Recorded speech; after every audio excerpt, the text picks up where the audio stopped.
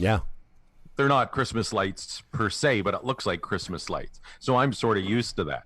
There's not a lot of religion attached to that, but now I see where you're coming from. This is some sort of message to the Lord. Well, exactly. They're like, we're not self-isolating, but we put up our Christmas lights because it gives everyone a good feeling for Jesus. Mm-hmm. Anyway, which raises another question.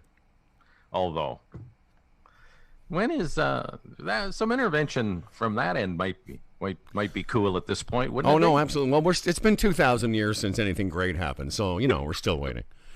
Like, maybe just a little bit. Just hey, buddy, soften it a bit. That's right. You could. Apparently you have the power. So, can you sort of, put that at the top of your agenda today, if you could? Thanks. Yeah, dear Santa Jesus, would you please?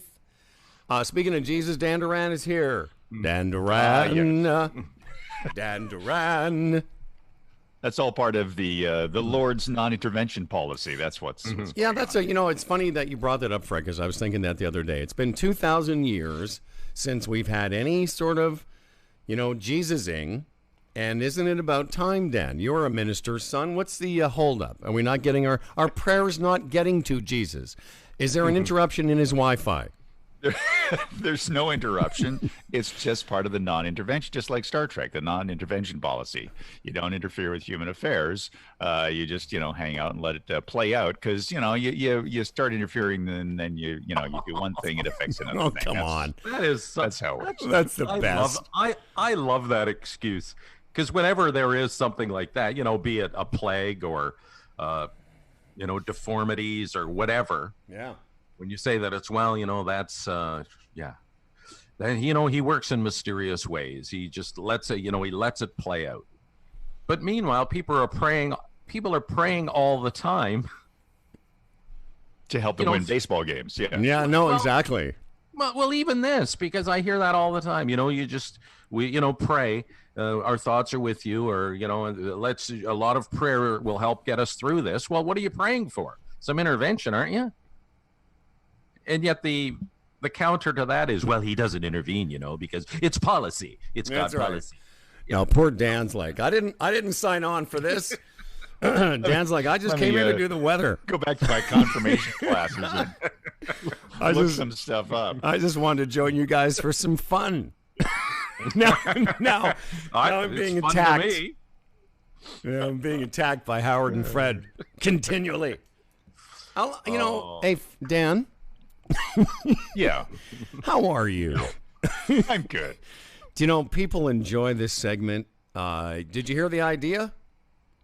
I heard a little bit at the very beginning of the show before I started wrestling around. There was somebody wanted to do their own song. Is that what you said? Well, here's what we're gonna do, and we've kind of combined two ideas.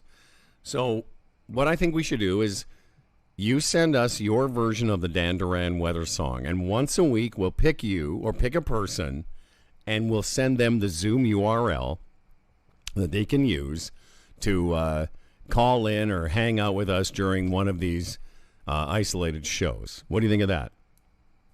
I think that's a great idea. And I think, Dan, that's a really good idea. To lead us off, and don't do it now, but maybe for tomorrow's show, the last show of the week on Funny, but not the last show of the week, maybe you could do your version of it. Oh, okay. Like a Dan Duran solo kind of vibe, just with your big, giant, booming voice. Maybe you do a duet with your penis. I don't know what you do. Like all of us, Fred, you don't like that idea? Oh, I love that idea. Is the virus? Are you now past Dan Duran wiener jokes, or are you because you're at home now? Is it because you're close to Delise now? You don't want to laugh at that stuff. No. I think that's a great idea, and I'm sure Dan will do a good job. And you could even have musical accompaniment with it. Right. Well, I guess we should put the download for the song somewhere then, right? So you can. Oh no, they don't need to do it to the music. They can just do it a cappella. They don't need to get into production. Oh, yeah. All right. Oh no, let people get creative. Humble and Fred, it's all about the creativity. You know that, Dan. It has been for 31 years now. Going on 30 years. Well, I'll tell you what. I will. where is it? I'll tell you what, Dan. The song I use, and it was just a fluke because I was looking when we first started this. I was looking for some piano music, and I went into Spotify and I put in weather piano music, and that's what Really? it is. It's the artist is. Hang on a second. It says Orange TV themes, weather piano music, and that's the Dan Duran weather song. So if you're looking for it, Phil, maybe you could put that up on Facebook. Yep. Phil, are you still there? Yeah, I'm saying I'm link. Okay. Ever since Phil went home to work in his basement and wear his T-shirt, I don't think he's paying as much attention anymore. He's nodding off. Yeah. Phil just nodding off in his T-shirt. So this is two separate things we're doing here. Hang out on the show. But no, And in order to win a chance to hang out on the show, send us your Dan Duran weather song. Oh, I get it. Okay. So yes, okay. So you have to sort of win your way in. Right. Win your Win way to get in. Win to Win get to in. get in. Right on. Okay. Send us your Dan Duran weather songs. Humble and Fred at humbleandfredradio.song. And if you want, I'll repeat that Spotify music if you want to sing along. From days gone by, here's all of us singing the Dan Duran weather song. Dan Duran weather, Dan Duran. Dan Duran weather, Dan Duran. Dan Duran weather, Dan Duran. Dan Duran weather. Aw, remember when we used to all be in the same place and Dan Duran would sing? You know, it's weird, Dan, because at one time all three of us were in the studio and you were on Skype or Zoom, and now all of us are in different locations. With all kinds of different delays, Yes. which There makes is a singing different of the delay. song such a Impossible. thing. Yeah. That's another thing. We should have a pool. Which one What of us dies day? first? No. What will be the date that we're all together again? That we're reunited? Yeah, that too. That's a good one. And you know, and we'll all play fair because you know if it's close to my date and I refuse to come in until it's my date, yeah. I that see wouldn't what you're be saying. fair. Yeah, no. But we'll all play fair. I wonder, will that be in April? Will that be in May? Who knows? I love how you instantly went to that because I wouldn't even have thought of it. But you went to like, okay, we'll pick a date, but I won't come in that day because I want to win the pool. And I guarantee you, none of us thought that. I admire that, actually. You do? I do. That's why you're in charge. That's the evil in me, I guess. That's why you're in charge of the money. Because you're going to make sure all of those dots are dotted and T's are crossed. Dan Duran, do you feel over time, Fred's been quite the pool player. So I never thought of this. I guess in these trying times, there's no pool for all you pool people, eh? No. No, that's true. Yeah, and a lot of them that were set up are no good now, and they're going to have to determine how people, you know, are you going to declare the winner on the last game or whatever that is, whenever that was. And you look at NHL playoff pools are huge. That's all off the boards now. Yeah. Yeah. You should make up your own pool. I'd like to start a pool when we should predict when a giant squid is going to come from space. Yeah. This is how this movie ends. A giant squid from space comes and just takes a big dump on the planet. I think that would be a good, fair thing. Dan, I don't think we're going to have time to get to your full forecast before the break. Should we start it, or we only got about 60 seconds before we have to, for network purposes, pause here. I can really do a quick one if you want me to get it out there. All right. All right, I can I wait. don't like when you have to rush, though. All right. Well, let's ponder that and think of ways to make money with the pool people that aren't playing pools. Yeah. Did you hear there's some people in the States making money by calling people, pretending to be doctors? Imagine that. And and saying that we're trying to treat one of your loved ones. You need to send us money. Yeah. I wonder at what point of the conversation you start to feel bad. If there's any point in that something kicks in and then they say, well, maybe I shouldn't be doing this. I don't know. It's a great question. Yeah, what point in They that probably conversation? they probably feel some exhilaration as they're reeling the person in. I mean, if you're that evil, Yeah. like But there's a who little are voice in everybody that says, "Well, this is so not right," but you You somehow get think? past that. I'd like to think there is, and we were saying like some of those people that are, scamming people during this virus. Some of those people, they got to have families. They've got to have parents and children and brothers and sisters, and yet, maybe you're right. Maybe there is an exhilaration to it. Dan Duran's weather on the other side of this break, everybody. Humble and Fred leading the way once again in remote radio broadcasting. We'll be right back. It's our big show on Canada's Comedy Superstation, Funny 820, and around the world at humbleandfredradio.com. Beautiful wife, and you may ask yourself, well, how did I get here? Letting the days go by, let no other hold me.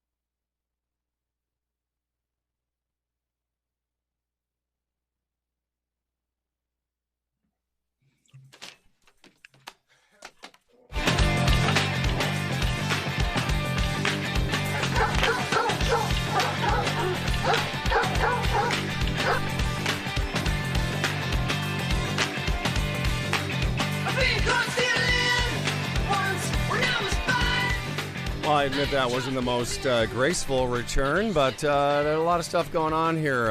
We're in crisis times. And I am fully operating the show, which was never a great idea. You know, I'm doing the best I can, but there's a lot of screens open on this one computer.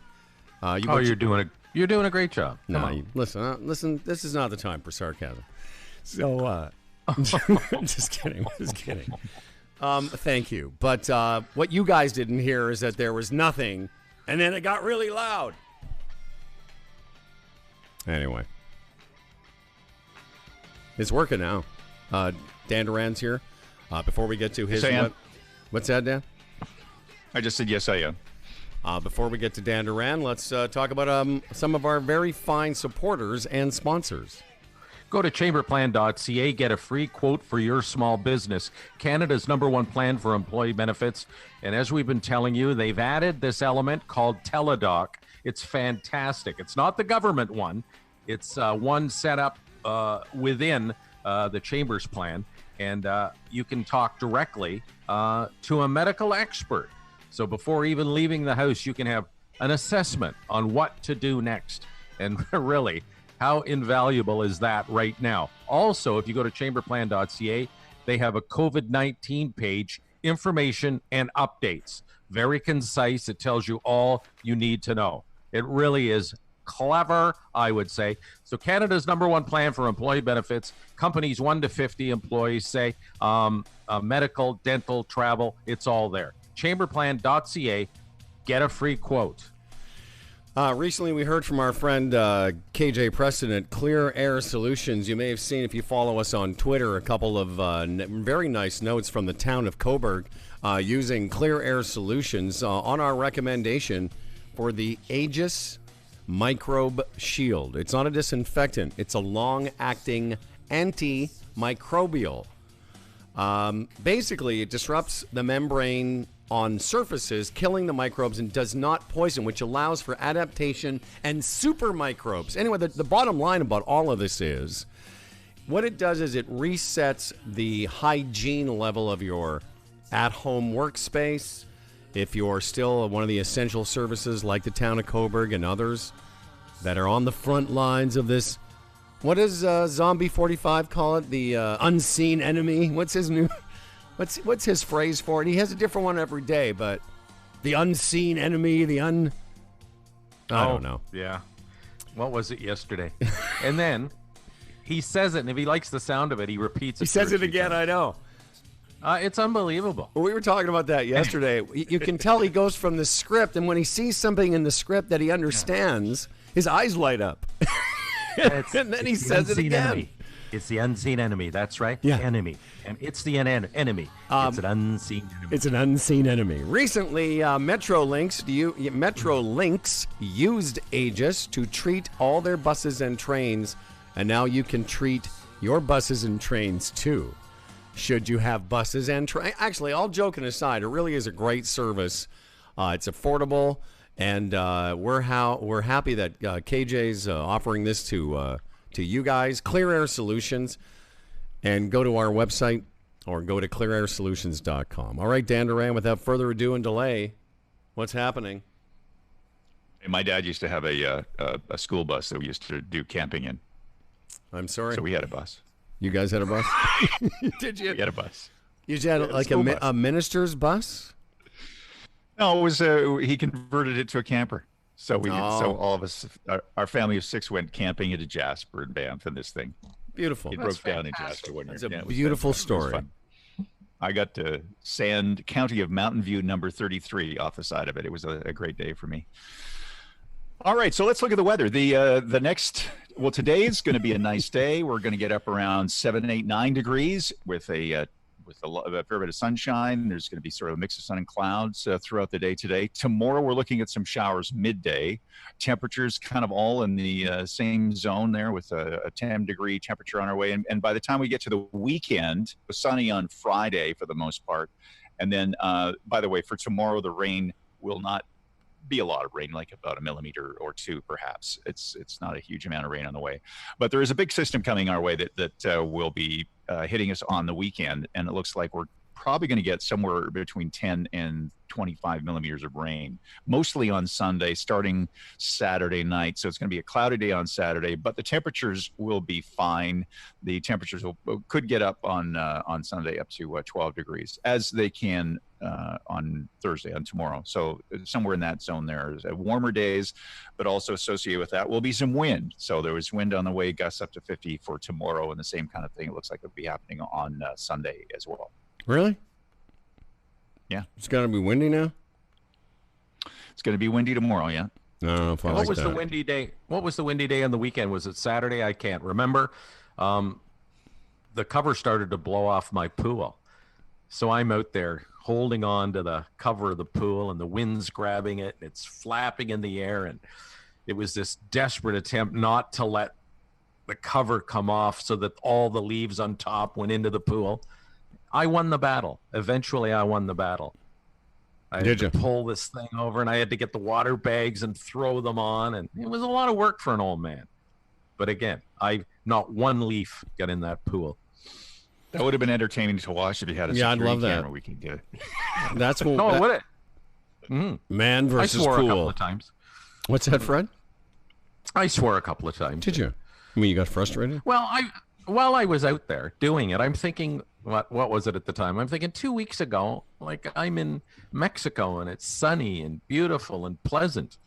And now here I am. You know, there's water droplets in the air. It's cold and I'm struggling with this pool cover. You know, it's just And terrible for you. those are the thoughts That's right. that were going through my head. Speaking of which, I went on a live cam, Playa del Carmen, the beaches. yeah. They're absolutely deserted. I mean, so it wasn't like those scenes from Florida, because a lot of those obviously tourist resorts. And then what I could see on the live cam, all the resorts, all the chairs were empty, and you know, it was like 32 degrees and perfect, but nobody on that beach. Really eerie to see, Well, especially at this time of year. I've gone on and seen some live cams of downtown L.A., some streets in New York. Speaking of eerie, I said that to somebody we were talking to yesterday. It reminds me of all those scenes. In do you remember that series, Dan? Escape from New York with Kurt Yeah. Kurt Russell? Kurt Russell, yeah, when he played Snake Plissken or something. I'll tell you what I've been thinking of, fellas, during these troubled times, because I mean, think about the technology that we're using right now. That Dan's in Peterborough, Fred's in Brampton, I'm in Etobicoke, Phil's in Deep Dark Woodbridge. Think about the technology of being able to stream movies into our home. And, you know, I know the three of us at least, I don't know what Phil's platforms are, but I know that Fred and I have at least 2 or 3 different streaming services, Netflix, Plex, all kind of things, Amazon. Like a lot of people. So, yeah, imagine this going on in the time of Blockbuster Video. You want to see people, you want to talk about people panicking. You know, they'd be like, I don't care if I get it. Just don't come back without Back to the Future. You know, can you imagine renting videos? People going to Blockbuster in hazmat suits? On that note, yesterday, you know, they released the list of essential services, what qualifies and what doesn't. And, you know, like the dollar store or something is an essential service. Yeah, I heard that. And there was a lot of questions down the line about why and why not. Would that It's a have pretty been... broad. No, but I'm saying, do you think Blockbuster Video, if that was the situation, would they have been designated an essential service? Well, yeah, very good question. But can you imagine, though, like with all the entertainment that we have at our fingertips, literally at our fingertips, imagine if this was happening during rent-a-video times where we were shoving crap into a VCR. Or, Howard, what about this? What if it was like pre-VCR days when you just got, like, you know, channels 2 to 13 on your TV, whenever that was, the 60s or whatever? What would people have done that? Because I remember those days you would actually sit and wait all day for your program to come on. Yeah. So what would you be doing? Would it actually be healthier? Would we be a lot more active doing physical things as opposed to this at anything you want is at a hand any time of the day Yeah. situation. No, we'd be playing a lot of Risk and Clue. Yeah, maybe. exactly. Yeah. We'd be doing Monopoly tournaments. We would do that with our friends we could do it remotely by sending letters to each other. So we would send a letter about, okay, I just moved on to Baltic Place. Your move. Here's another thought I had. Like, and Dan has been for our whole friendship, sort of snidely thinking I was a hypochondriac because every few years I would have a fake heart attack. But that narrative was proven false only a month ago when I actually found out why I kept having fake heart attacks my whole life.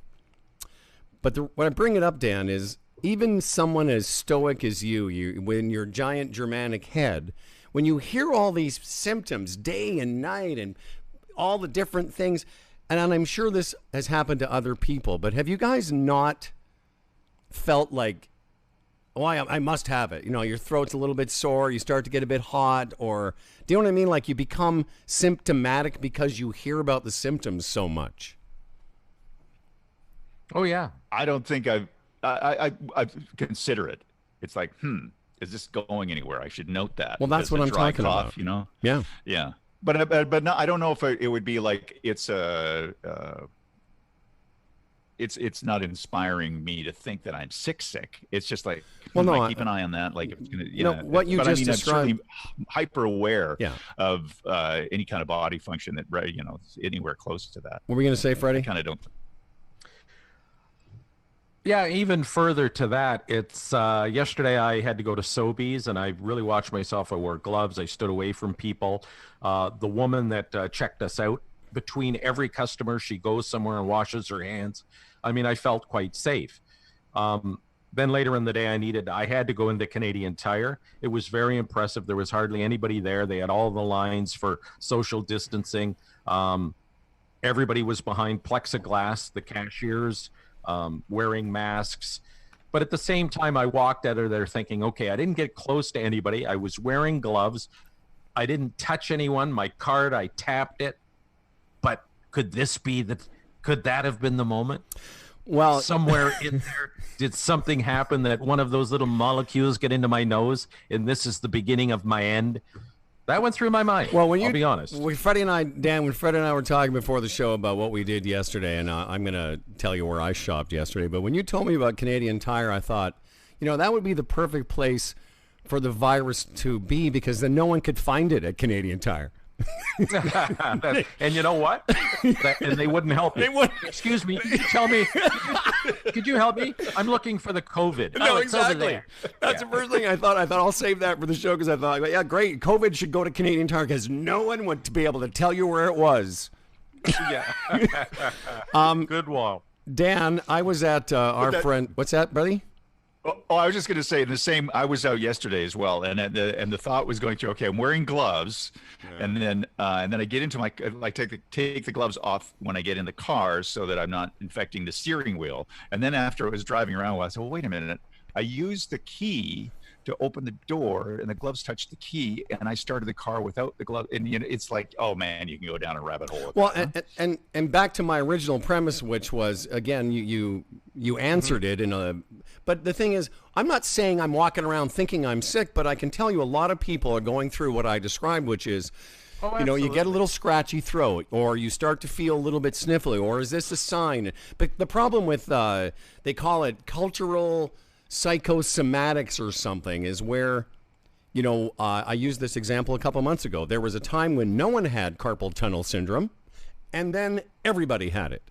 Because, and my premise a couple months ago was, in the times of manual typewriters, no one was complaining about carpal tunnel syndrome, but all of a sudden we're typing on soft little keyboards and our hands hurt. But this thing has got to have done what I've described to people, which is get us all thinking like, oh, am I getting sick here? Is this how it starts? And the not the scary part, but part of that is, you're quite capable of getting sick otherwise. Yeah. Like you could get a cold now, and it would freak you out. And all it would be was a common cold. You might get the flu. a dose of the flu, and all that stuff's going to scare the crap out of you. And again, that's I don't know that, the teledoc system through chamber plan, we have access to that. So, I mean, that's the first thing I would do.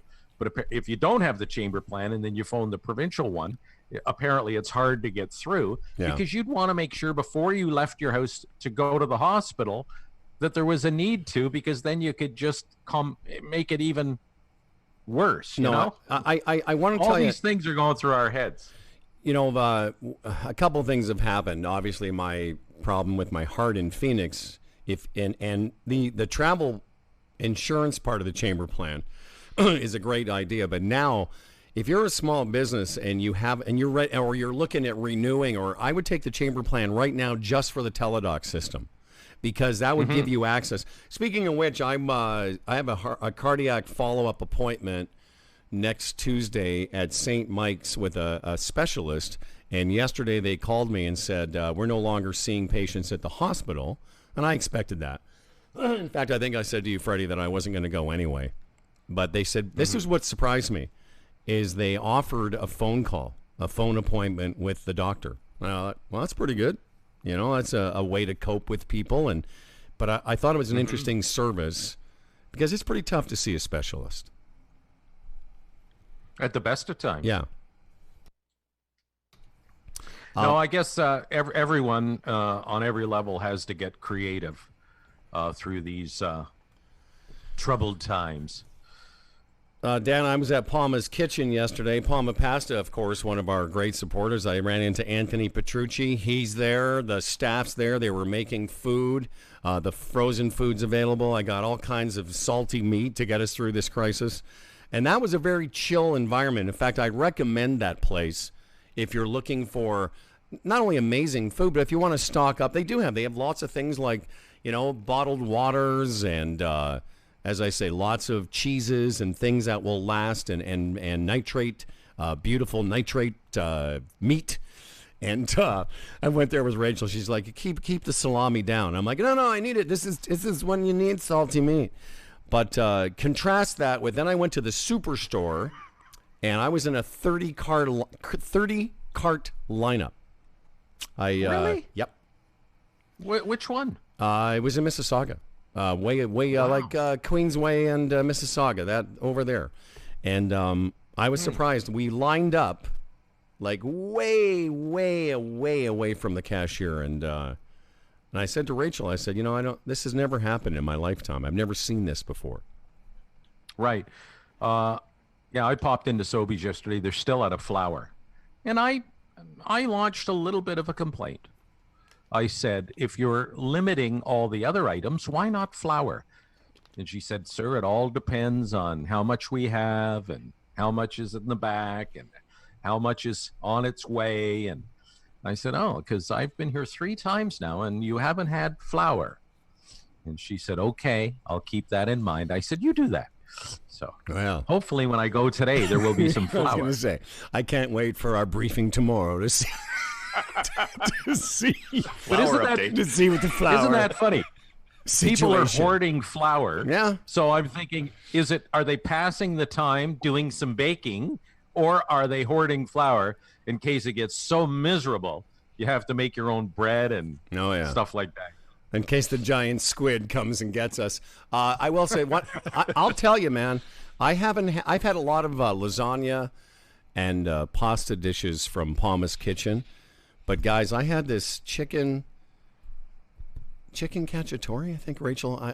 It was just beautiful. It was like a piece of chicken on a mushroomy sauce. Oh, scallopini? Thank you. Chicken scallop. That's yeah, it. Man, have you had that? Yes. Another thing I will say about Palma pasta, like when I go, I get the medium size for Delise and I lasagnas. You could not make that. For that price. No, exactly. Seriously. I mean, think of that. Go get all the ingredients, go through the bother of making it. I bet you it would cost more than just buying it from Palma Pasta, and it's like homemade anyway. It is homemade. In fact, think about that. When I was there, I'll think about it, because when I was there, I saw a woman actually assembling some of the dishes. I couldn't tell you which one it was, and I thought, oh, well, there you go. There's a person actually making this from scratch. This, what did I have, scallopini? Yes, chicken scallopini, and there's veal scallopini. Oh my God, it was so good. Dan Duran, we got to let you go. Are you still there? Okay. Yeah. So once again, Dan, if you could do this today, I mean, if you want the music, I'll remind everyone the Dan Duran music. And Phil, maybe you could put this up on our Facebook. It's called. It's already on there. It's called Weather Piano Music, Orange TV Themes. Just to remind everyone, it sounds like this. It's. If Dan, you could kick off the contest, because you're already allowed to come on Zoom whenever you feel like it, willy-nilly. Right. Dan Duran, would be great to hear you sing just a few lines of the Dan Duran song. Enter this contest. It's Dan Duran Weather During Troubled Times. Humble and Fred at Humble and Fred at humbleandfredradio.com. And that will be our little thing. And then tomorrow morning, Dan Duran will kick it off. And each week, however long this goes on or until we get bored of it, we will allow that winner will get the Zoom URL to pop in during the show one day, okay? All right. All right. Hey, Dan.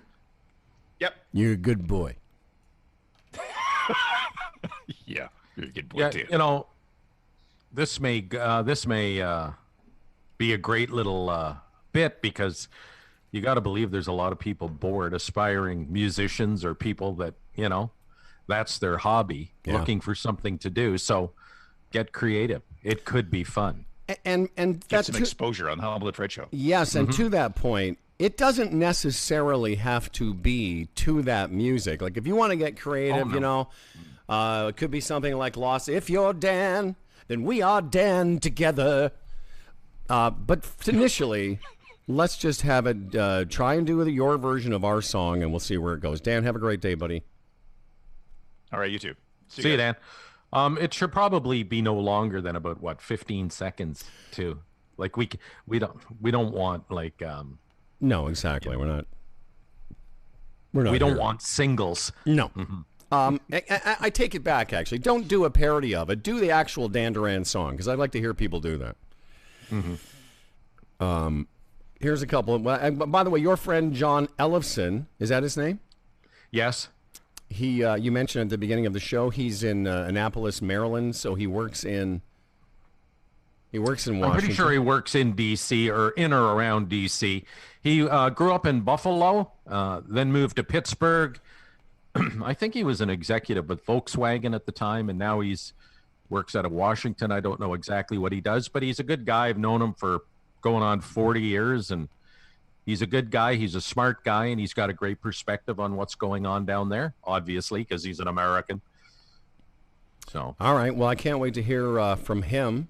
Of course, after. Well, here's the thing: the three of us will unpack the coronavirus in the U.S., how it's affecting people around the world, and I guarantee you, at some point in the next 25 minutes, there will be some talk about Zombie 45. Okay. All right. That's Humble and Fred Radio. We'll be coming right back. All right. Don't go away.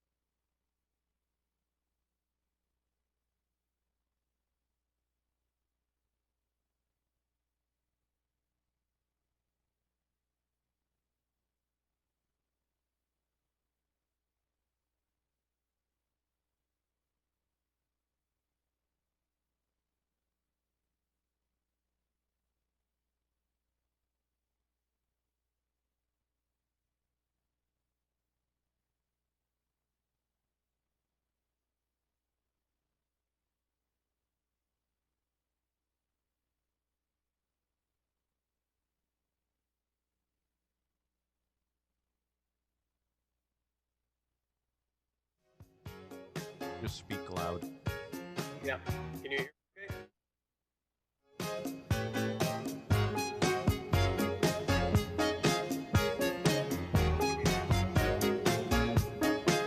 He came from somewhere back in how long ago.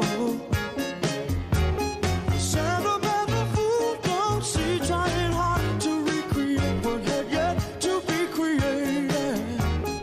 Once in her life, It's Humble and Fred Radio, broadcasting remotely for quite some time now. I've kind of lost track, Freddie, of the number of stations and number of studios now over the course of 10 years that we, in our own studio, sent our signal to another radio station. I think it started with Kingston, did it not? Yes, Kingston, and now there's another one near Kingston, and there was Peterborough, and There was, of course, for 5 years, we broadcasted in our own studio to North America when we were on Sirius XM. And then, of course, the last couple of years, we've been remotely broadcasting to a radio station in Hamilton. And now here we are, like the rest of the world, broadcasting, spanning the globe. spanning the globe. Yeah, you can hear the Humble and Fred show live around the world. Yes. Pretty heady stuff, isn't it? It is. And with us now is a friend of yours who is working for Pandora Jewelry. Yesterday we were speaking to people in all parts of the planet via Zoom. And now, why don't you introduce your friend, John? John Ellefson. He's been a longtime friend. I've probably known John, as I said, 40 years. We met when he lived in Buffalo and loved CFNY. We got to know him, and then you moved to Pittsburgh and then Washington, and now you find yourself in Annapolis, Maryland. John, good morning. Good morning, Fred. Good morning, Howard. Hey, Johnny.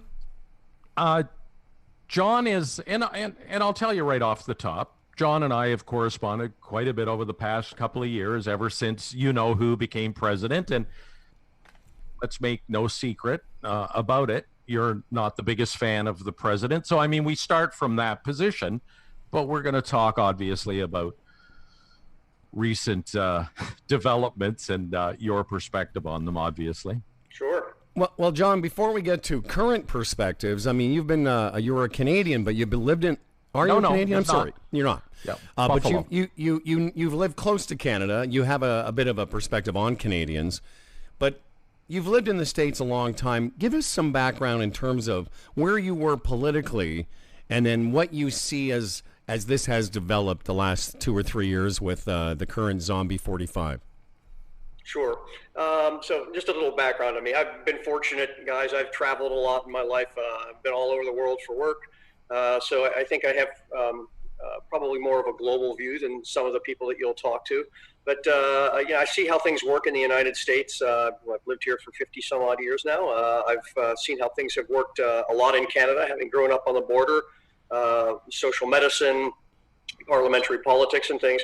And what I've come to see here in the U.S. is a very different, I love the word bipartisan that you hear all the time, a very non-bipartisan country that we've grown into. One that has two sides, and that's all there is to it. You're left or you're right, and there's very little center anymore. And I think it's been very difficult to get anything done. And John, when did that separation start?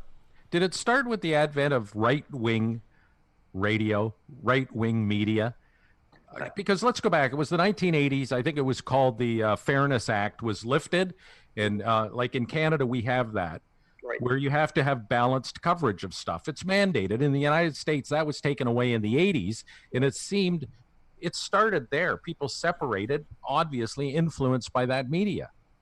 Yeah, I think you're right. I think I would if I had to put a time and place on it, I would say certainly in the 80s is where it began. I think it's exponentially ramped up here in the last 4 years, if you will. Yeah. Again, the 4 years before that, I think with the Obama administration, I think brought out a lot more of the right, brought them more front and center. And then obviously when Trump became president, it grew from there. You know, you talk about the 80s and that act. When I moved to Toronto in the 90s, Fred and I started working together, and for quite a while, I listened to this guy on WBEN in Buffalo. And at first, I was very impressed with him. I remember I think I may have been the one to tell Fred about Rush Limbaugh because I thought he was a great broadcaster. Early on, I thought, wow, I've never heard somebody talk politics in this manner. And at first, it was kind of cute. Do you know what I mean? Like it seemed harmless, and I thought he had a good persona. But the 30 years that followed have kind of shown that it's poisonous because it's so unbalanced and unfair. I completely agree with that. And it has become so pointed that I think both sides, obviously I think more the right than the left, will tell their story and believe what's not even true, what's not provable, what's not fact. And no matter what it is, they will spin it to protect the administration, etc. And, you know, I look at it this way. When Obama was the president and you would watch CNN and say Fox, I think they were a lot more balanced then, and I think they've kept that balance through this. When Obama did something they didn't agree with or that went against the grain, CNN would tell you about it. On Fox with Trump, they'll never tell you anything disparaging or something he said wrong. And I see a real contrast there because a lot of people, you know, they're hammering away at CNN like it's the fake news, when in fact it's the other guy who's the fake news. Yeah, true. And you know, I've looked at some of those surveys that are out there that you know, put different news services on different sides of the pendulum. They'll tell you whether they're more honest, more dishonest, more liberal, more right-wing. And CNN still falls a lot closer to center than does Fox News. And yes, absolutely. Has CNN grown a little bit further left since Trump's come into office? Yeah, I think they have. Well, if I may, John, I think they've grown further left, if you want to call it. Although here in Canada, they're not very left at all. But I think I think they've grown in two ways. By contrast to what's going on with Fox and the right-wing media, but I think also by choice, because I think in America there is a craving, and I could be wrong, you know, with the rise of Bernie Sanders, you know, a couple of times now with his failed presidency, but I think it brought people a little bit more aware that to think about the good of all versus just the good of the few. Yeah, I agree with that, and I think you're seeing a lot of that right now because of the situation that's going on. My concern, and if history is any indicator, is once this all ends, it will go back to where we started again. You saw that after 9/11. We all loved each other. Give it 2 or 3 years later, and we're right back to the starting point where we were before that. And I don't know what the answer is to get past that. You know, as far as the left-wing media per se, and again, I'm a Canadian conservative. I always like to say that because I don't want to project myself as some lefty or I can't or refuse to see both sides. The thing is about if you're CNN and you're just reporting what the president says, I mean, really, you're not putting those words in his mouth. You're not creating those clips in some production house. You're just reporting what this man said. So the minute you're reporting what he said, all the ridiculous things he says, you're accused of being anti-Trump. Oh, very true. What else are you supposed to do than report what the man says, which just happens to be ridiculous? Well, I agree completely, and I think now we've become, especially in mainstream media here in the U.S., it has become such an interpretation, and I'm sure you're well aware of this. As soon as Trump says something, you will have 8 pundits on both Fox News and CNN interpreting what he said and what it meant. Mm-hmm. Although I have seen more so recently, but again, you know, CNN is their host, the Jake Trappers and these guys. They're not editorializing the way that they do on Fox, but a little bit more of the commentary. But only in so much, and again, it's our confirmation bias, only in so much as they're presenting those clips and just looking in the camera and going, I don't know what to tell you. Yeah. I don't know what this means, but it's not good for all of us. No, and I think that's where it's odd. I think that you will get most people in this country to agree, but they will all take sides at the same point in time. They'll all agree that there's too much bias on both sides. We need to find a middle ground, but nobody wants to actually find it. And the problem is, and I don't know where the average person, the average American like you, where do you go? Whether, let's say it's not CNN or Fox. So what's the source that will give you the straight goods? Ironically, I go overseas for a lot of it. I will actually read, I go to BBC every morning before I go anywhere. I will go look at Al Jazeera. I go back and I read some of the Washington, the Politico and The Hill, because they're both have a very, very small bit of bias one way or the other, but you find a very solid middle ground with them. And it's factual reporting for the most part. They don't get into editorializing everything. So that's where I usually go for my news. I stay away from the mainstream channels. So you think the mainstream media, as Rush Limbaugh always calls it, is, I don't want to use the word dangerous, but not safe, so to speak? Yeah, I don't know that. I think you have to find your honesty in between it. And I think there's a lot of interpretation in what the quote unquote mainstream media is giving to us. And people, I mean, you can look at it, you can have the same Facebook argument with the same person 10 times over, and you'll have two different opinions over what was actually reported and said. Mm-hmm. And you can't, one guy can't tell the other guy that he's right because they're so fixed in what they have interpreted the news to say. Well, so I try to find news that is not interpretive. I want to have news that's reported. I find it interesting that as an American, you'll watch BBC or even CBC or CTV, which is fair. Like we were talking about our news services here and the way that they've handled this crisis by just reporting and being informative and by not saying we're all in this together, but by the way they report it, it's a feeling of now is not the time to worry about whether you're conservative or liberal. Now's the time to do whatever we need to do so that we can save as many lives as possible. Contrast that with, again, the reporting in the States. The problem is it's no longer just a funny little argument you're having with somebody on Facebook. Now some people might actually die because of this. Right.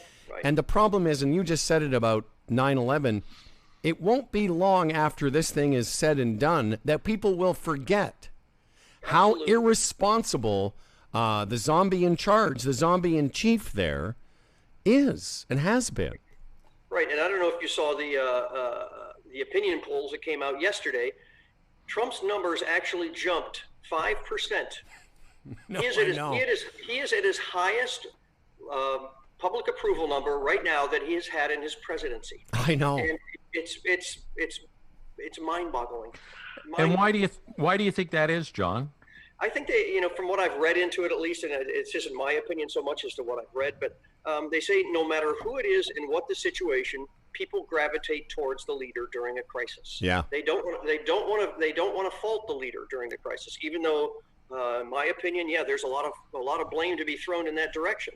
But people historically, I think, need to see, okay, we have a leader. The leader's taking us down the right road. We may not agree with him, but he's taking us down the right road. No, now, do you think that will change after yesterday when he basically said,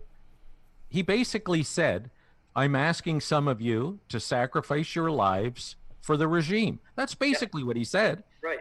So do you think that will have impact today? Because this whole thing about Easter, April 12th or whatever the date is for getting the country back up and running goes counter to everything the medical experts are saying.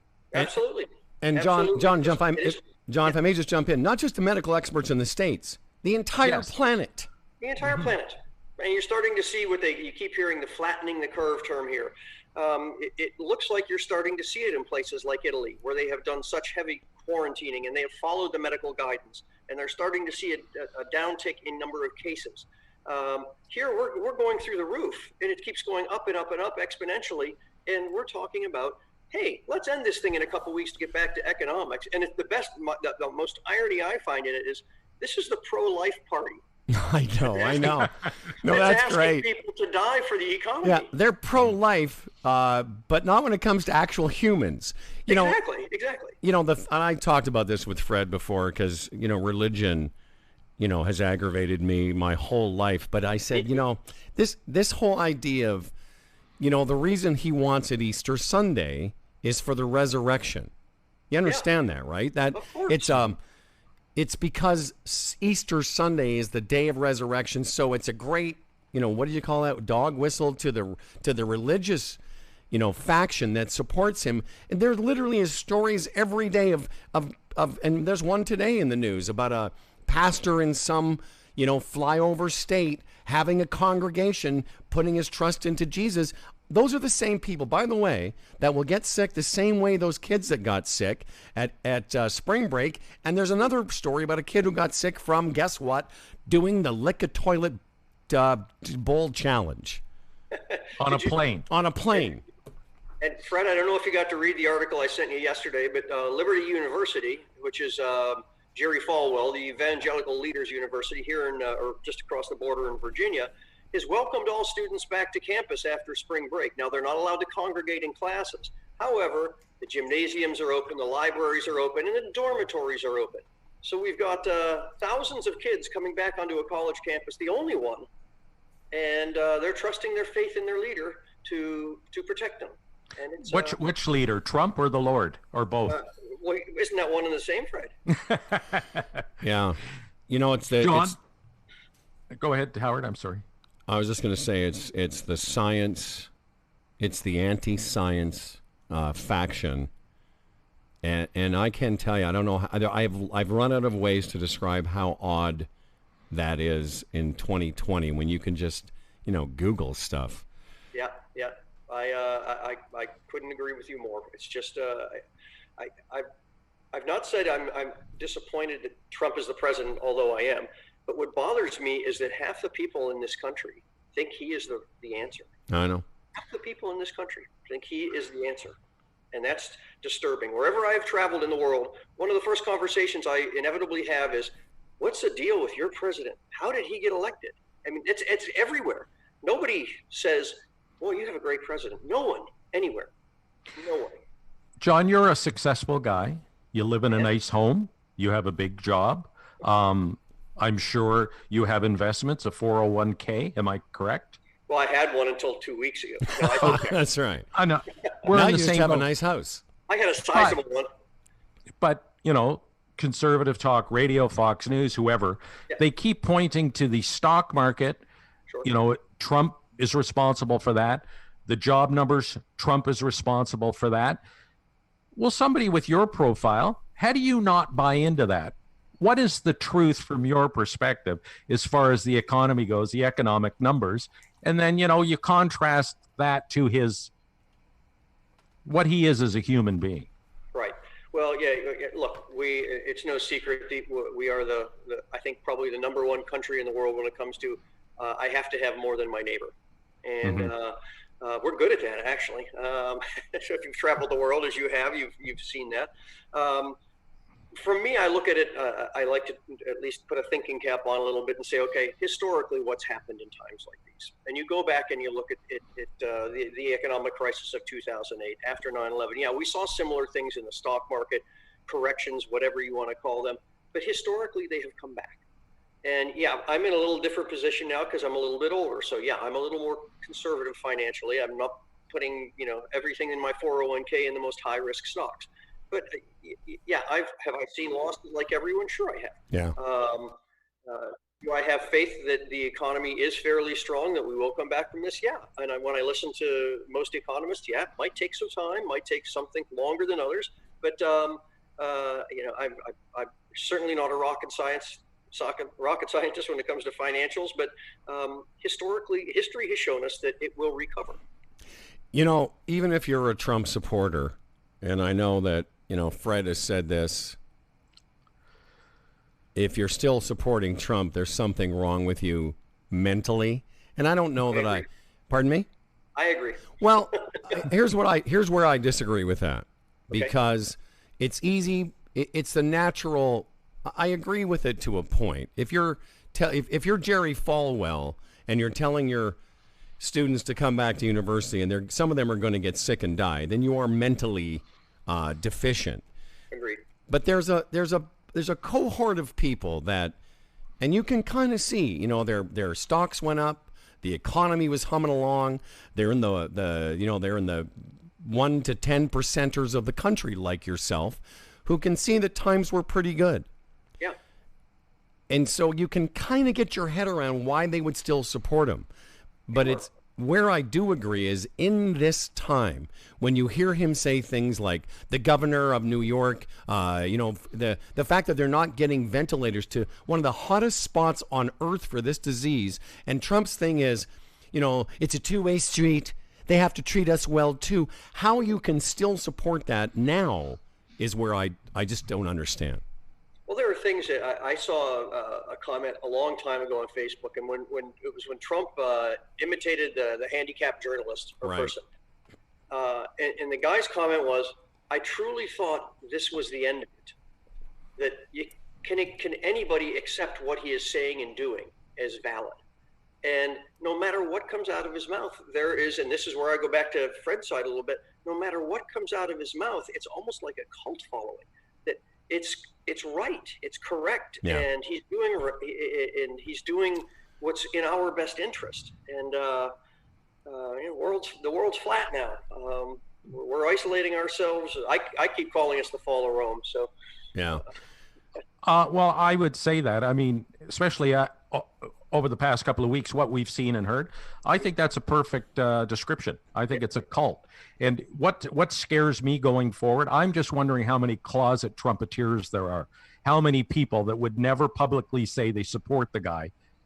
When election night hits, they're going to go in and vote for him for all the wrong reasons. Well, Right. and to your There's a lot point, of though, Yeah. it's the wrong reasons. But the other problem is the Democratic Party, your Democratic, the presumptive nominee. I watched some of his video yesterday. He's not the guy. no. And like if this hadn't happened, I was saying this for that Trump was going to win in a landslide. Yeah. But even with this happening, the problem is there's not an Obama against Trump. There's not even a Bernie against Trump. There's a guy that, I've been making this joke, John. Your company, if they found out at Pandora Jewelry that, oh, by the way, the candidate we're looking to hire as our CEO is 77, you'd be Yeah. like, no. Yeah. Well, I was telling Fred yesterday, I read a comic that said when Biden and Sanders have their next debate, there are going to be a life alert buttons on the table. That's right. John, do you think there will be when this settles down, a move to get Andrew Cuomo? Well, he's certainly To been, take the ticket? and I just stumbled upon him one day on MSNBC. Certainly, I know who he is, coming from New York. I know the Cuomo family and their history, but he has been, I think, the most reasonable and rational person when you listen to him speak. He gives you facts, he gives you numbers, he doesn't sugarcoat. This is where we are, this is what we need. When he said yesterday, we have 7,000 ventilators. We need 30,000 more ventilators. Yeah. Those are the numbers. Those are straightforward numbers. They're not numbers that like, we know we need more. Well, how many more? He's been very, very good at that. I think it will bode well for him. Would I be surprised to see him run in 2024? No, not at all, because I think his presence is much greater than it was, obviously, on a national basis. And quickly, a yes or no, the theory that Trump is holding back stuff from the blue states like California, New York, because he wants to make sure it's there for the red states.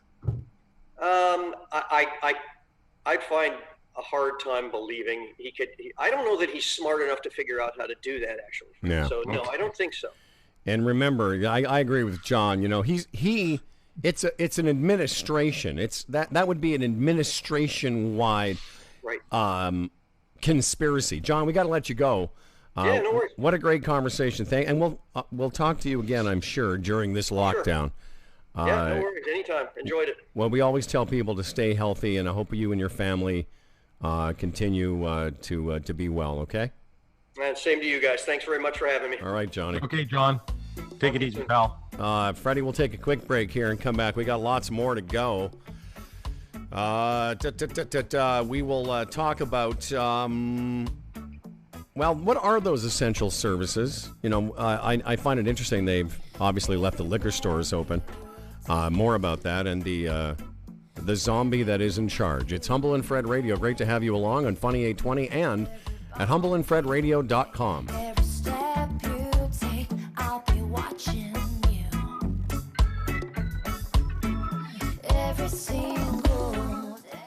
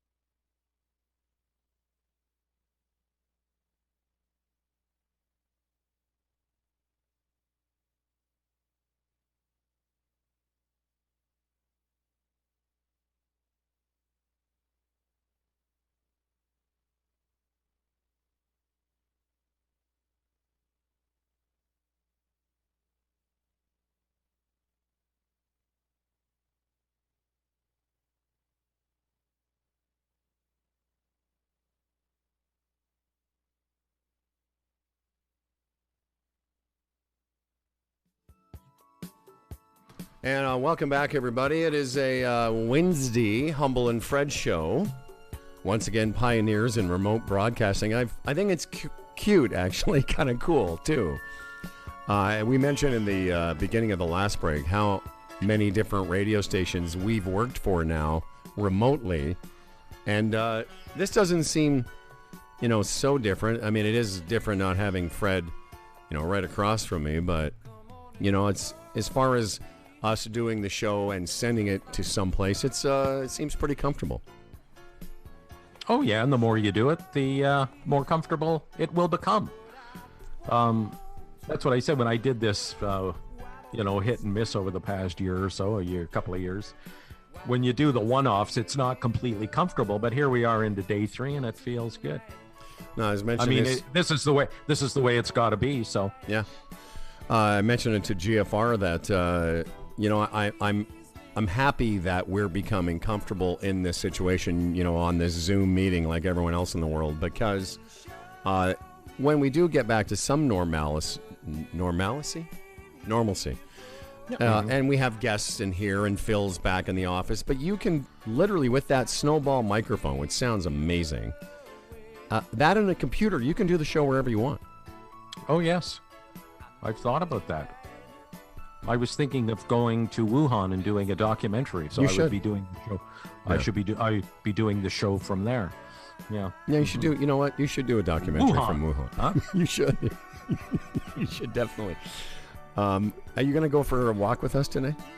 Because I love doing documentaries. Oh, I know. You're famous for your documentaries. Are you going to go for a walk with us today? Let's start with that. Let's see if we can get you to go on a hike with Rachel and I. We'll discuss it after the show. Oh, okay. All right. After the show. Let's discuss right now our good friends at CDN Technologies that can remotely take over your computer and make sure that hackers haven't hacked on it. All right. They'll get rid of your computer virus better than Zombie 45. Yes, they will. At CDN Technologies, the new home of Sean Sargent. I'm sorry, Freddie. I forgot you were doing the Sherpa. I'm doing. So you go That's ahead. fine. Yeah, just do it. The new home of Sean Sargent, CDN Technologies, cdntechnologies.com. That's where to go if you need help with your system. If your network is slow, they can help you with that. If your IT team, you love them and everything, but they're taking too long. They're taking several hours to fix a problem that should be maybe fixed in an hour. Well, that's why you got to go to the experts at cdntechnologies.com. And if you're worried about being hacked or breached, which is a big problem nowadays, cdntechnologies.com is the place to go. 905-542-9759 is their phone number. They like us to give that out as well. CDN Technologies. Retirement Sherpa Tim Niblett already at home recovering from pacemaker surgery. Phil, what is Tim Niblett? Is he a Sherpa? Yes. Is he a portfolio manager? Yes. And what else is he? He is he's part of Raymond James, a member of the Canadian Investors Protection Fund. You're damn right he is. Go to retirementsherpa.ca. Find out all about the Retirement Sherpa program, process, cross-border services, transition to retirement, discretionary wealth, and so much more. We'll be looking forward to Zooming with the Tim Man tomorrow. I saw some pictures of him just after the surgery. It's fantastic. He looks great.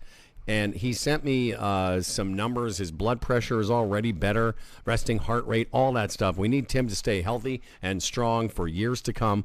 If you're looking for somebody with just a second opinion, a great sort of perspective on the markets, how over time wealth is created, how wealth is maintained, and how wealth will increase after this crisis. Like your friend John Ellison said, historically, the world has faced economic downturns of mammoth proportions and bounced back. RetirementSherpa.ca. Find out how you can, what does he say, Phil? Profit and prosper and profiting prosperous. Stay the course. Stay the profit. Anyway.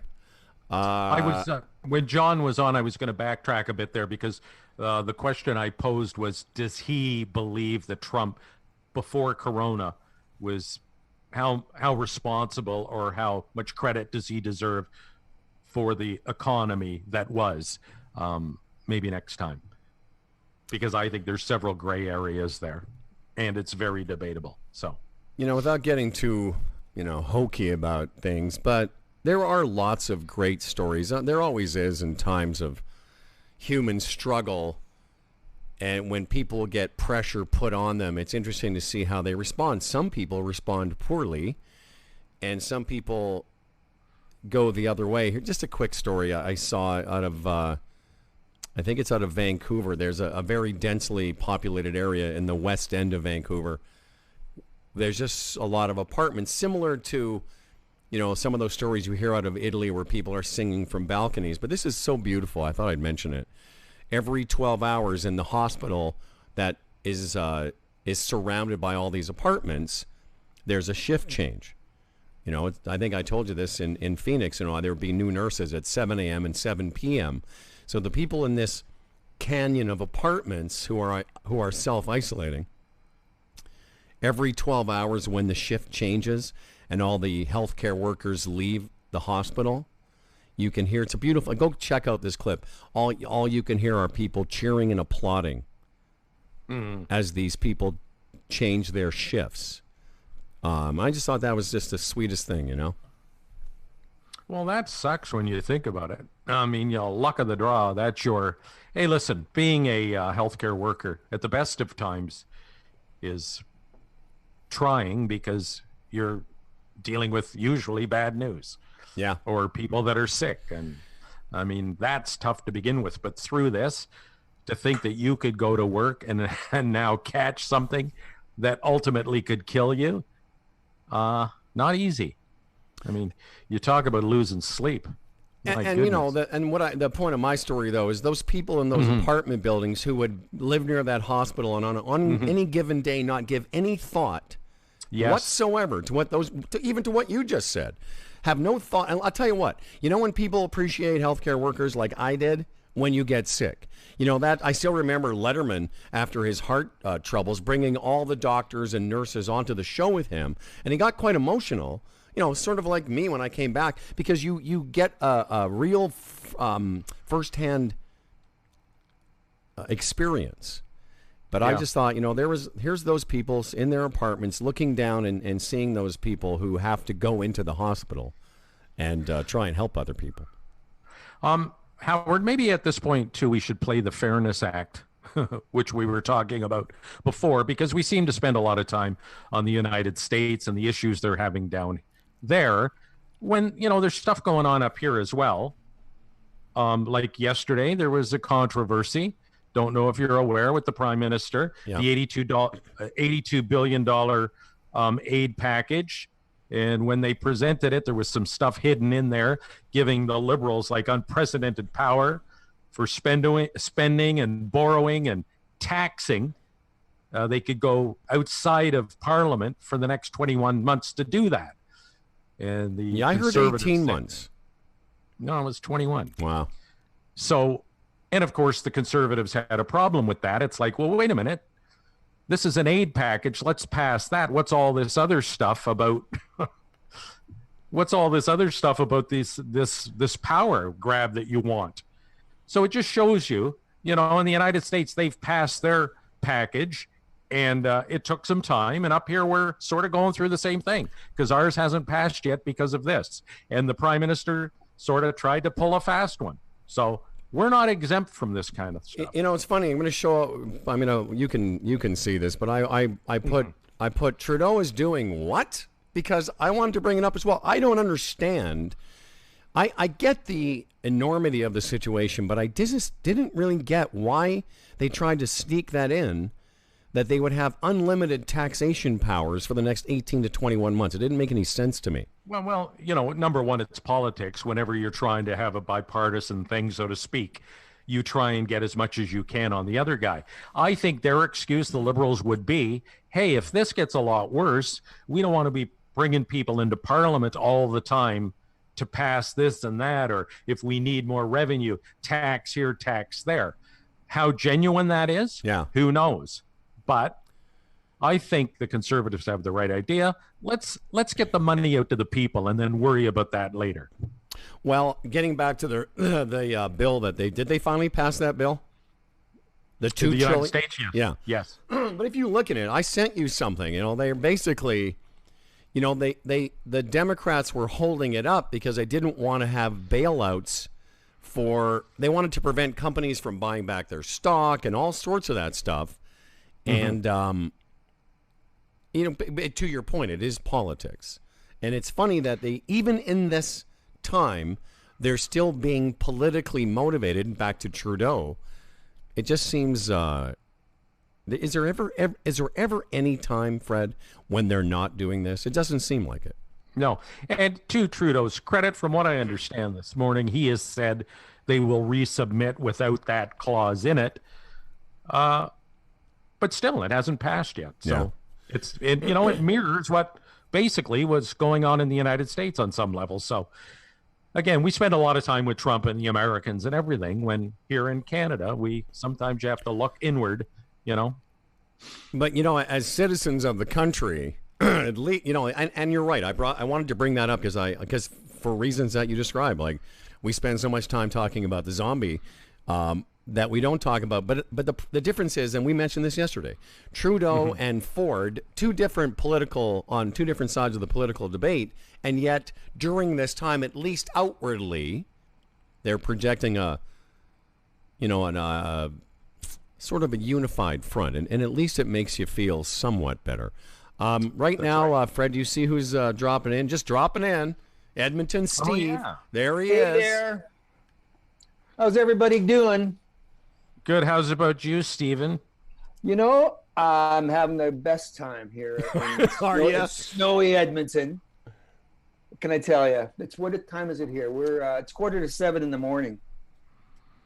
Well, And that's how it works. I am awake. Yeah. So, did you guys notice that Prince Charles has the virus? Yeah, we hadn't got to that in the news yet. Prince Charles, 71-year-old guy, he's got the virus. And Fred asked me, how would he get the virus?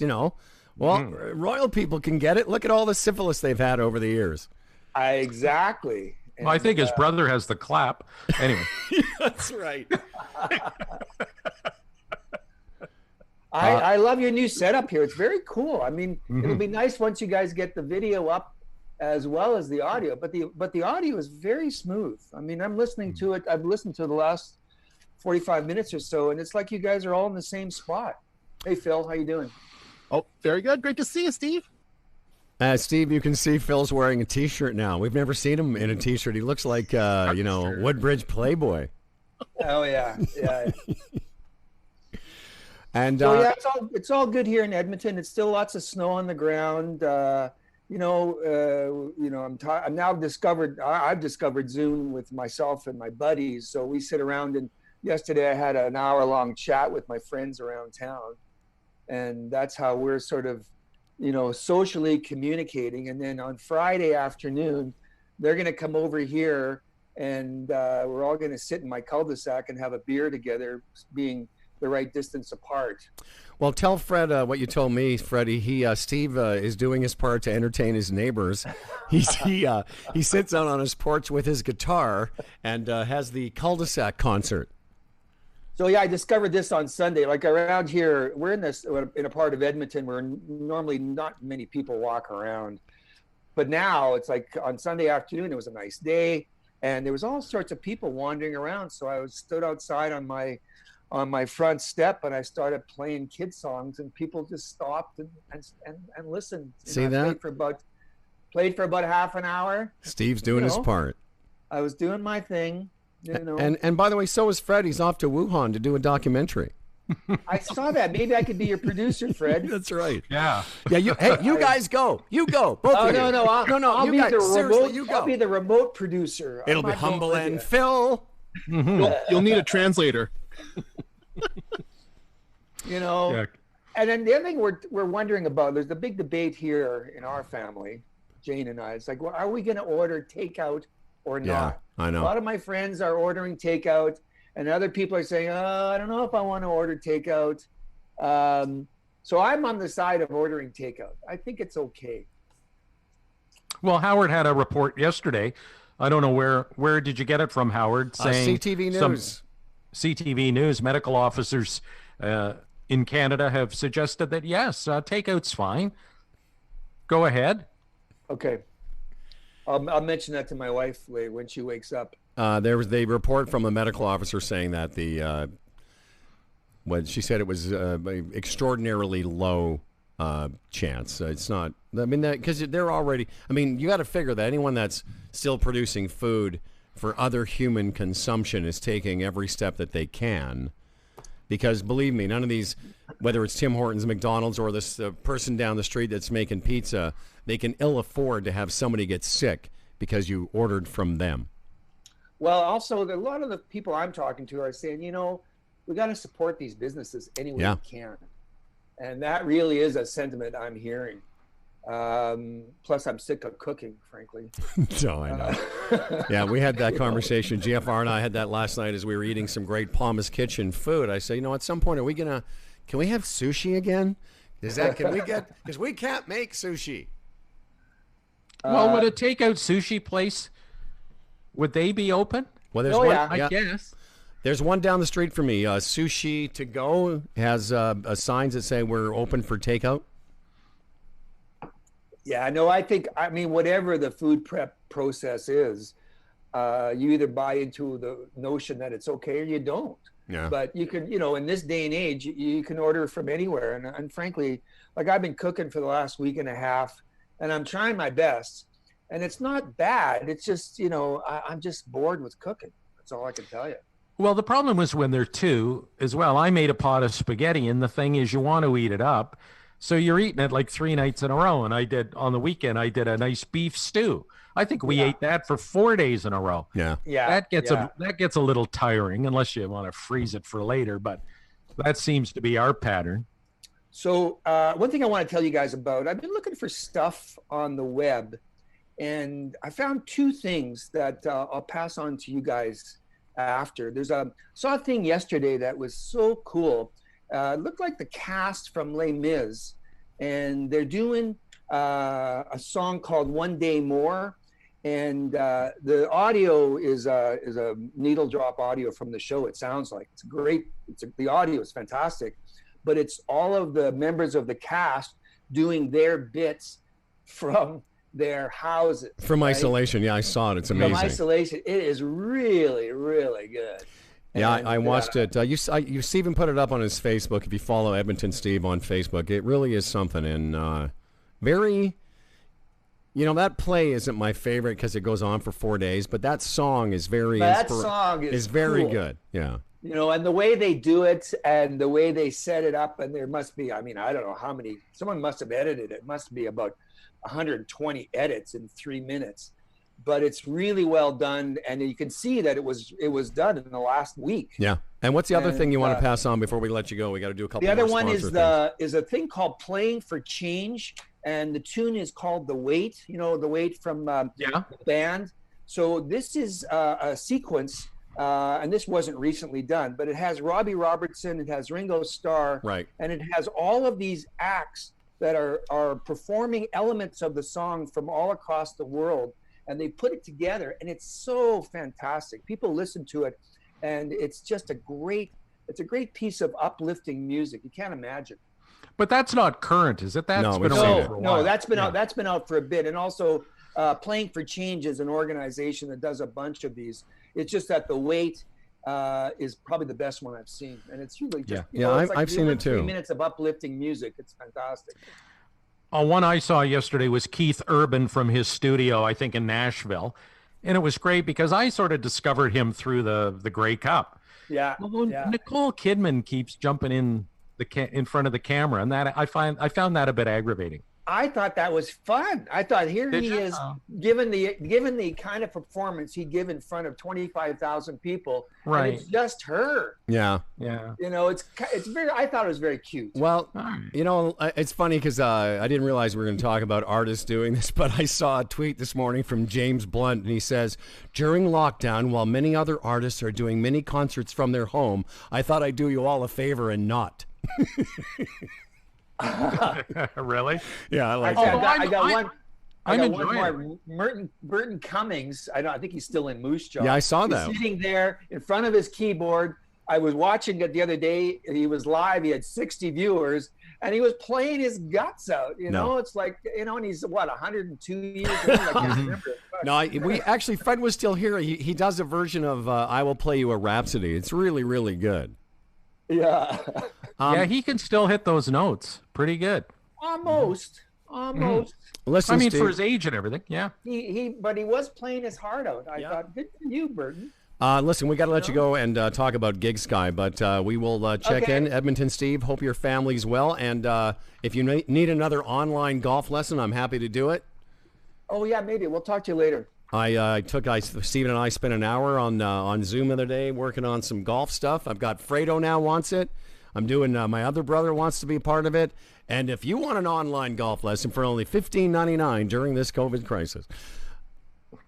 All right. Thanks, All right, guys. buddy. Take care. Thanks, Bye-bye. Steve. See ya. Fred, have you got Gig Sky there in front of you? No, I don't, Howard. I'm sorry. All right. It wasn't on my list, and I don't have the copy. Okay, well, just hang on. I have it right here. The special offer again? Yeah, this is, well, there's a couple things I want to make sure about. Meredith Rishi Maharaj, Ravi's niece and Ravi's daughter. Howard's, I hope you're staying safe these days. Here's the thing. This is relevant for people like all of us working from home. Telcos are expecting a huge surge in network use. So what GigSky can help you with is supplemental data through GigSky, making staying connected easier. Listen, we're already finding it. You know, people are talking about their internet being slower and all the connectivity slowing down. So if you're a parent with, let's say, a video conference and the kids are hogging all the bandwidth, GigSky comes in handy as an extra data channel. You can grab the extra data straight from your device, meaning you never have to leave the house. Here's the offer. Enter free 10 at checkout and get the data. The offer is valid until the end of May, one per customer. Enter free 10, gigsky.com. All the details, or go to humbleandfredradio.com. And these people have been helping us out for a few years, and we just want to reach out to you to maybe reach out to them, because you can imagine they're in California, one of the hardest hit states. World travel is ground to a halt. So here's GigSky trying to make connectivity at home a lot easier for each and every one of us. All right. All right. All right. Our podcast extras coming up. Everyone on Funny 820, if you want to hear more, humbleandfredradio.com. Phil, do your thing. Absolutely. This episode of Humble and Fred Radio is brought to you by FYI Music News, The Retirement Sherpa, GigSky, The Chambers Plan, Palma Pasta, CDN Technologies, and our newest sponsor, Sticker U, where you can get your stickers on Queen Street or order anywhere in the world. We broadcast to the planet from various locations of the headquarters of the Humble and Fred Show. More Humble and Fred tomorrow and online at humbleandfredradio.com. I wanted love, I needed love, most of all, someone said true love was dead, and I found All right. See, I'm right in front of a window, and as the sun comes up, I get brighter. Notice that? Let me see. I'm sorry, I have the different page open here. Hang on. Yeah, let me see. No, it's good. I got things got brighter in here a little while ago. Rachel's downstairs wearing my hoodie, having a coffee. The dog came up to. Did he come all the way back to the bedroom? Yeah, I was telling you guys this morning, since you're not here, and Rachel's in the house. Stan came down with me. He had the yogurt out of my bowl, and then I couldn't find him. He had gone all the way back upstairs because Rachel's here, and Phil wasn't here to play with him. We're all suffering during these times, Phil. That's true. Yes, we are. We're suffering. What do you read? terribly. I can see you're reading your computer. What are you reading? More hate? More hate? Who, me? Trump hate? No, I was reading my pages to see if we'd got everything. That's all. Yeah, there's a couple things. The toilet licking. That's actually a true story. One of the kids that was doing the toilet bowl licking challenge. I mean, I'm not happy for him, but he got the fucking virus. What did you think? Yeah. You know, just a couple of points from yesterday. Trump did a town hall with Fox. Yeah. And he used that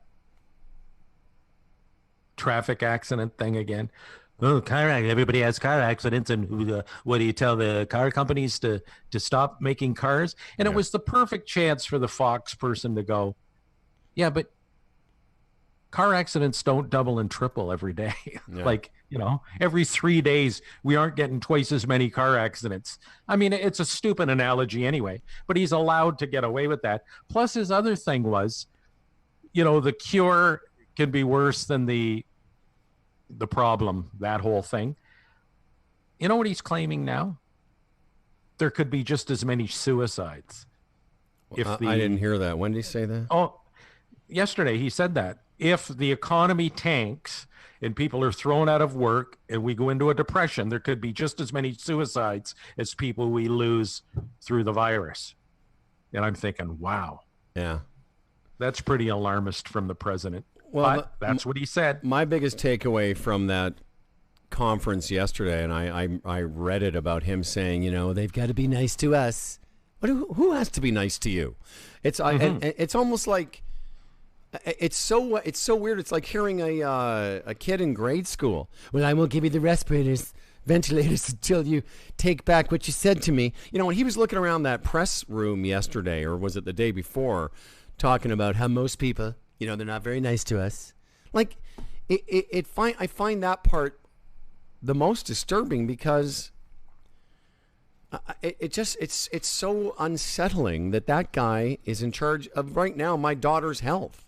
Well, and that's what I say. When you hear those things every day, it's something else. It's like, if you still support him, you've got to be lacking on some level. Like, well, and what I wanted to say, I don't disagree with you. I don't. No, I understand that. I know what you're saying. Exactly what you're saying. No, I get it. I know you're not disagreeing. I don't disagree, but some of those people, a good portion of them, are just regular folks who, it's easy to ignore. They seem to be able to ignore what we just said because they think, and in a weird way, I kind of get it, because versus the Democrat candidate, like, I think that's the problem. The problem is Trump will get elected again because Biden is so weak, unless they're able to show through this, whatever, that how he literally cost people their lives. But I don't know. Again, it depends on who you believe. And if you believe all media but Fox is crooked and whatever they call it, I don't know. And it's still the biggest concern I've brought up several times is the closet Trump people. They would never in public. They're the ones that sit there at a party and they're totally non-committal and they wouldn't say one way or the other. But they just can't wait for election night so they can vote for him. Because deep down, as John said, that whole base, the whole foundation, the first bricks that were laid in that foundation of that base was done on racism. It really was. So it all goes from there. Well, not only the traditional American racism. Listen, you want to go back, in the 50s, they made marijuana what's the term, Phil? Schedule 1 narcotic. Right. So it's together with cocaine and heroin. Mm-hmm. If you go back to even that and why they did that, and the things that the record number of black men that were put in jail in the 50s, 60s, and 70s under the guise of marijuana being a Schedule 1 narcotic, that was racist. It's the foundations, but what the racism we're talking about now is the cultural. It's the Mexican wall. It's the Chinese virus. It's the and one thing I don't know if we talked about it during the show, but if this was Obama, what you would hear is, we're all the global pandemic. The global leaders have come together, and we're working with other countries. But all you hear from Trump is the national. It's all about America. And I don't know. What do you think in terms of those other countries? When this is over, there's going to be a lot of scar tissue from people not wanting to deal with them anymore. But the thing is that there's not wanting to, and then there's having to, being forced to, and having to. It's like this. I keep reading people saying, we got to be less dependent on Chinese. The Chinese control much of what we import, which is great.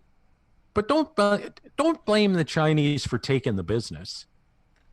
Blame the people that put it there, because everybody in North America, they want the cheapest. Yeah. And we all demanded the cheapest, and the cheapest was from China. So everybody went to China to do business, to get cheap products so that they could sell them back here. So of course China's going to take the business.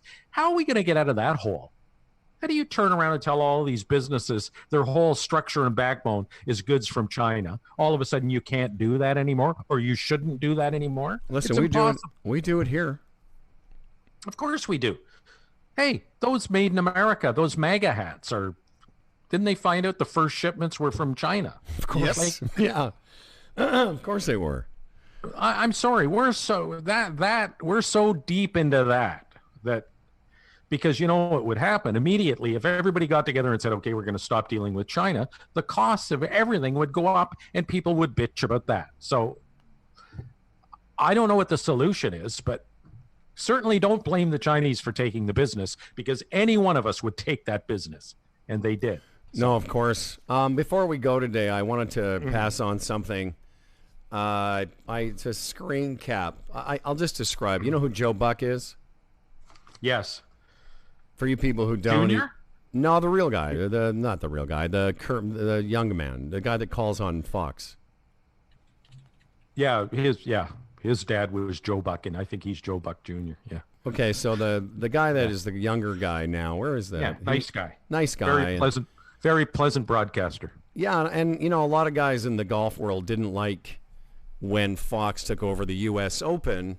First couple of years, it was kind of a bit awkward. They had Joe Buck and Greg Norman and then a couple other guys. And Joe Buck, you know, he would admit that's not his thing, although I thought he did an okay job. What's his, he's famous for baseball, right? Yep, and football. And NFL. football. And if you listen to the guy do baseball or football, you know he's one of the best. So Joe Buck tweeted this the other day. He goes, I've got good news for you. He says, while we're all quarantined right now without any sports, I'd love to get some practice reps in. Send me videos of what you're doing at home, and I'll work on my play-by-play. Seriously. And I thought that was cute. Oh, excellent. And I thought, you know what, I would love to hear Joe Buck just, you know, I think, you know, Hebsher did a thing like that for a while where he would do a play-by-play for your special event. And he might still do it. It's a great bit, but I just thought, you know, that's the kind of thing that people are doing in self-isolation. Mm-hmm. The only thing I think it has a lot more impact if you're a real play-by-play guy that everybody recognizes. I don't think Hebsher ever was a play-by-play guy. You know what I mean? So for if sure. If you get Joe Bowen to do that, or heaven forbid, Jim Houston. But to be fair to Hebsy, you know, he's doing a great job over there. Toronto Mike, he does his show. Oh, absolutely. And, absolutely. And I will say this, I've heard some of the stuff that Hebsy does for people, and it's pretty good. I mean, I know he's not a classic play-by-play guy, but it was definitely a pretty cool bit, and I would love to hear that. I'd love to see, like, we're coming up now, it's Wednesday, so, you know, Thursday usually would be the start of the PGA Tour event that week. We'd be well into the late stages of the NHL season. Basketball will be full swing. It would be the end of March Madness. And in light of what I just said, and in relation to the fact that the Olympics have now been canceled, how that fucker thinks they're going to open for business on Easter Sunday is beyond me. Well, even, you know, he's putting all his people, like Fauci had to come up again yesterday, and who knows what's going on in those situation rooms or whatever you call them. Oh, yeah. Because he's saying that stuff and they're sitting there going, this is impossible. Then they have to go out in public and stand in front of the media, and Fauci has to, like, walk it back a bit. And he can't say, no, Mr. President, you're wrong. So yesterday's word was flexible. Yeah. So Trump comes on and talks about, okay, April 12th, Easter, that's what we're going to do. And they ask Fauci, and he goes, well, that's flexible. Yeah. And what else is the man going to say? Because he knows. And you know what? When Trump was talking about that date, Easter Sunday, from yesterday, he said it was 19 days. And he was like, well, and, you know, there's already been like 9 days of quarantining. So, you know, really it's like more like 25 days. Because he's trying to make it all seem like in total it'll be close to a month. What do you call it when people go out and speak for other people? Is it surrogates? I guess, yeah. You know, when Makes sense. yeah, when you have somebody who's out there, you know, speaking for you. Well, here's one of his surrogates, Ann Coulter. Now she's tweeting, for people under 60, coronavirus is less dangerous than the seasonal flu. So, you know, that making it seem to Americans that, well, maybe they're right. Maybe we should just all go back and, you know, go to church on Sunday. And like these are intelligent people. How do you can't even compare those two. I mean, know. it's been explained even by Fauci. You know, there's vaccines for the common flu. Yeah. It's the great unknown with this thing. It's the unknown enemy. Like, you know, seasonal flu, they've pretty well got a handle on what it's all about and who it's going to affect. This is the great unknown, and this spreads a lot quicker and more easily than seasonal flu. Like, why do they keep bringing that up? I don't know. Well, in her case, because what they need to do is get their base. They need to get them going. That yes, this is the best thing to do, and then if anyone who thinks it's not, they're bad. You know, but I mention all those sports because those are smart people, and they want to keep their fan base safe, and they want to keep their participants safe. PGA Tour, you know, they're getting close to the point now where it's almost like, well, if they came back in August or September, they could have some kind of season. But there's a bunch of bright people who have said, okay, we need to take this seriously, and then you've got those people that are kind of going, well, if we get them back to work by, you know, April 12th, all will be well. And some people are going to believe it, and a lot of people are going to die. All right. Phil, do you have anything final to say here? I know you've been strange. It's tougher to get you on with all the Zooming going on. What's going on at the Hong household? I think in the 2 hour or so show that we've just gone through, I've realized that being at home makes me feel so comfortable I have to go to the bathroom. That you do have what? So I'm trying to give you guys the pee and poo joke of the day. I've got an excitement dump coming up. Oh, do you? I do. Well, that's nice. The washroom's right here, thank goodness. Well, isn't that? You're down there in that basement. Is that where you and Pearl would escape to for your intimate moments while she was here? Let's just say there's a chair right beside me here by the other laptop, and we've done interesting things. Oh, really? Well, there you go.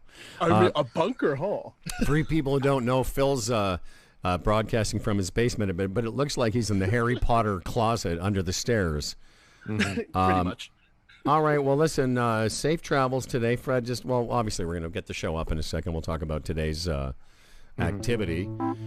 Phil, I got the theme playing. Thanks to everyone. We'll do another show tomorrow. Hopefully everyone stays healthy. And Fred, the only thing we didn't get to today is your hemi diaphragm, but that's first thing tomorrow. Oh, I thought I had told you about my hemi diaphragm. Oh, I can't wait. Google it and you can get some background. Oh, I'm going to get some background on. That's tomorrow's show. Who's got it worse, the hemi diaphragm or the sliding hiatal hernia? Tune in and find out.